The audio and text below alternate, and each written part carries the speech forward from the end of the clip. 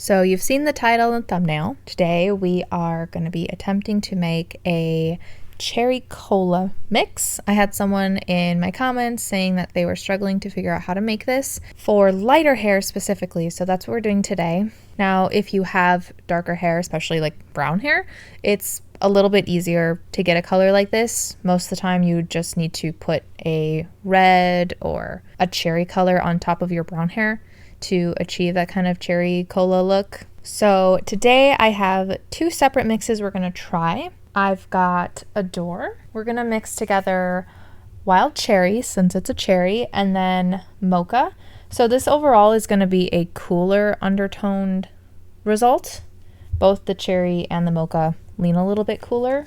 And then I also have Manic Panic with Bat Outta Hell and Infrared. I think for lighter hair, no matter what, you probably are going to need a type of brown to achieve this look. But I will say, I think Adore does make a kind of reddish brown, so obviously that could be easier than this. But what is nice about doing mixes is that you get to control the end result a little bit better. So you can do a strand test on your hair, and if it's too brown or too red, you can always add a little more of whatever you need. Since this is not a full video and just more of a swatch test to kind of see where we can get this, I'm not really going to measure my mixes. Now, if you do like either of these and you want me to do a full video, feel free to let me know and I can do that for you. And obviously in a full video, I would be swatching this over multiple hair colors as well. For now, we are going to start with the Adore.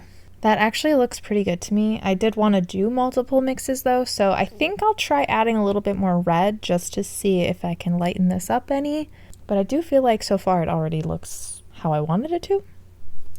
The difference is really minute, but hopefully after it sets and everything, we'll see a difference. But now we're going to move on to the Manic Panic. So that's looking quite orange to me, especially next to the Adore one. So definitely going to add some more brown to this. So that clearly still has a very orange undertone as well. I did expect it to obviously be much warmer. So I'm going to let these sit for an hour. I'll rinse them out, and when they're dry, I'll meet you back here.